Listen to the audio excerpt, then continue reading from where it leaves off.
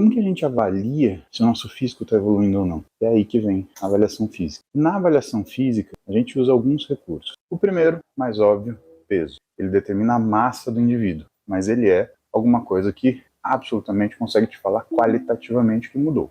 Segundo, dobra cutânea. Aí a coisa começa a ficar mais específica. A gente começa a saber o quanto a gordura de cada região, tórax, membro inferior, apêndices do corpo ou tronco central, aonde a gente está guardando essa gordura e quanto isso está variando. Calorimetria indireta, também mais específico, porque a gente começa a conseguir avaliar quanto que é o seu gasto calórico no repouso. Circunferência, porque a gente consegue imaginar o que são as proporções, tronco, cintura, quadril, coxa, no caso dos homens, braço, pescoço, panturrilha, no caso das mulheres, cintura, quadril, tronco, cintura, tronco, quadril. Então, é sempre uma avaliação mais enriquecida, porque a quantidade de detalhes pelas quais um fisiculturista é julgado ser medida por um item só. Veja que eu nem falei de percentual de gordura, né? Porque na realidade o percentual de gordura, ele é uma forma de você acompanhar longitudinalmente. Que outras coisas não falei? Não falei de impedância, porque a bioimpedância, ela tem algumas limitações que são devidas ao método que ela utiliza para fazer a avaliação física, que é justamente a quantidade de água no corpo naquele momento,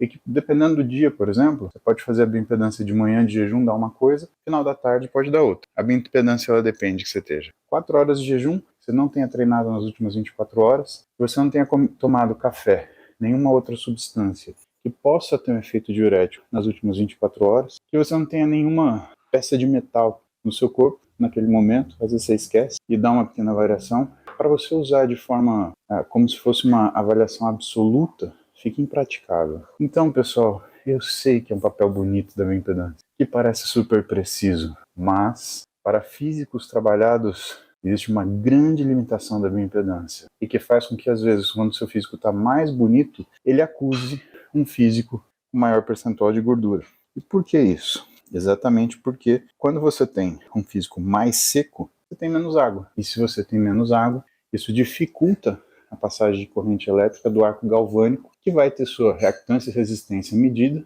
no final do trajeto para estimar o seu percentual de gordura. Porque é assim que ela funciona. Ela faz um arco galvânico de perna e ela faz um arco galvânico de braço. De acordo com a velocidade da passagem dessa corrente, ele compara com dados previamente estabelecidos para estimar um percentual de gordura. Claro que as bioimpedâncias mais novas, octapolares, elas vão aumentando em precisão. Mas ainda assim, como ela não localiza exatamente onde você tem essa gordura, quando a gente trabalha num físico mais elaborado, tem dificuldade. Ela pode ser ótima para você trabalhar com emagrecimento, por exemplo. É meio rápido de você colocar a pessoa ali e ver o que variou da massa de gordura e massa muscular dela. Quando a gente fala de físicos que já passaram além daquilo que é o físico atlético, elas estão no físico, chegando no fitness, aí a coisa é diferente. Por isso eu falo para vocês, percentual de gordura é uma curiosidade. Ela não é um dado específico, objetivo, e que a gente use com muita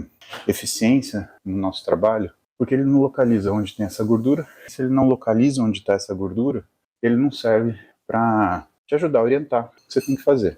Em geral, gordura da parte de cima do tronco está relacionada com equilíbrio hormonal, androgênio e estrogênio. Quando você pega braço e dorso, androgênio, ele tende a tirar a gordura do braço, colocar a gordura no dorso. O estrogênio, ele tende a tirar a gordura do dorso e colocar gordura no braço. E, por exemplo, quando você ganha gordura no tronco, perde nas pernas, isso tem um significado. Eu já fui muito criticado por falar isso. Porque até então, quando eu falava, não tinha nenhum artigo científico falando sobre esse tipo de condição. Isso é uma coisa que eu tinha percebido no meu trabalho. E logo depois foram saindo estudos. Você não tem uma evidência, um corpo de evidência. Porque um corpo de evidência, ele é um grupo de estudos que dá um resultado. Isso é uma evidência. Um estudo que falha um resultado não é uma evidência, é um estudo. Mas dentro desse modo de trabalhar e de ver as coisas, eu consegui ter muita previsibilidade, né, daquilo que vai acontecer com o físico do paciente ou o que precisa mudar para chegar num resultado melhor. E na realidade, o que depende do resultado é desse grande nível de atenção, né, para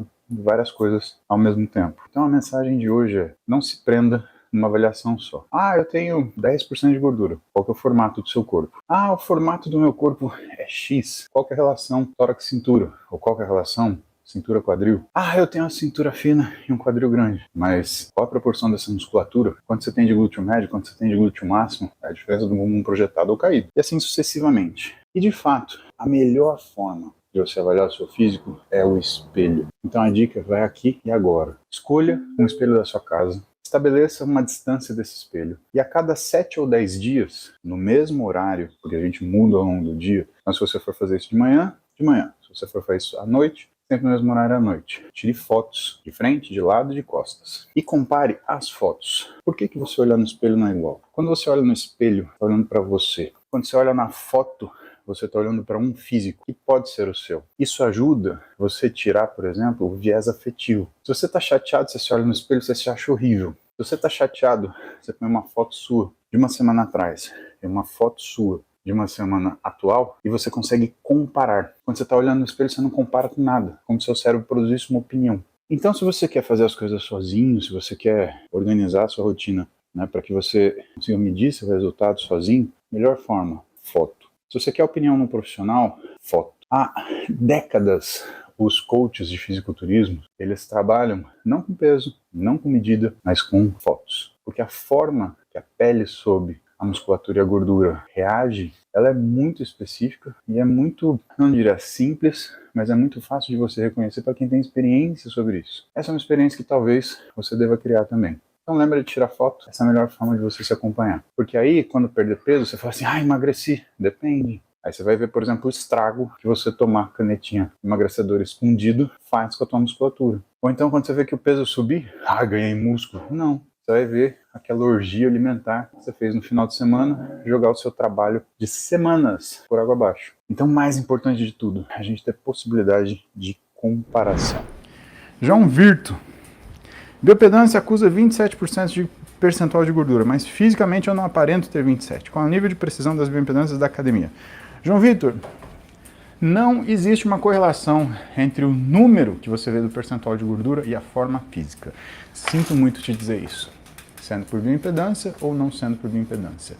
O que serve uma bioimpedância? Serve se você fizer sempre no mesmo dia, diante das mesmas condições. Então, se você tiver, por exemplo, 4 horas sem comer nada, for antes do seu treino, você sobe na bioimpedância, faz uma bioimpedância e repete semanalmente assim. Então não interessa o número, interessa a variação.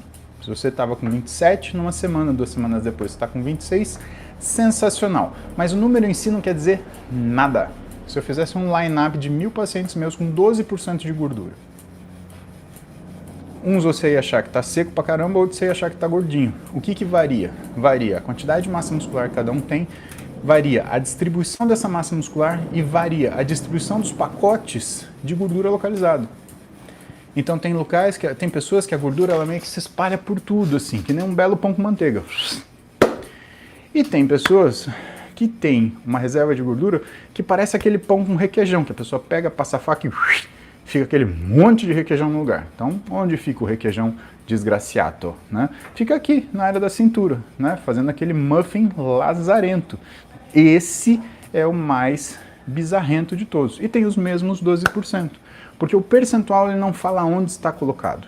Portanto, ele não te fala do impacto estético que aquele percentual representa. Entendeu, moleque? Seu curioso. Lembrem assim, né, se for conveniente para vocês, aperta o botão de seguir aí. Eu tenho recebido algumas mensagens, não são muitas, de que precisou seguir mais de uma vez porque a plataforma derrubou. Eu recebi isso do Instagram e do YouTube. Pelo sim, pelo não, aperta o seguir aí. Garante que você vai estar comigo aqui todo dia. De manhã, umas 7 da manhã, estamos aqui fazendo cardio, trocando ideia para deixar o dia melhor. Combinado?